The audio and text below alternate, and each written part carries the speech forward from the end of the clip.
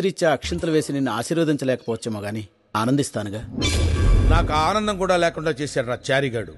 సంభావనల కింద వచ్చిన సొమ్మంతా చంద్రకళకిచ్చి నేను సైడ్ కొడుతుంటే నా సైడే ఉంటూ వాడు సైడ్ వేసాడు రా. అప్పుడు నువ్వు సైడ్ అయిపోవడం తప్ప మనం చేయగలిగేదేముంది? చెయ్యగలం. కలకత్తాలో నీకు బాబా ఎవరో తెలుసా? ఆడు పెద్ద డానని విన్నా ఆడితో నీకు పనేంటి బావా? వీడు నన్నే కాదు ఆ డాన్ గారిని కూడా మోసం చేయడానికి వెళ్ళాడు. ఏం మోసం? డిటో వీళ్లాగే ఇంకొకడున్నాడు. వాళ్లాగే యాక్ట్ చేయడానికి పెద్ద మొత్తంలో సంభావన సెట్ చేసుకుని వీడు కలకత్తా వెళ్ళాడని అగ్రహారంలో పెద్ద టాక్ వచ్చింది. డెప్త్కెళ్తే అది నిజమని తేలింది. ఈ నిజాన్ని బాబా గారికి మనం తెలియపరచాలి. అదెంత పని? ఆయన అడ్రస్ సంపాదిద్దాం. ఒకవేళ అక్కడ మిస్ అయినా మనమే వాడిని వేసేయాలి.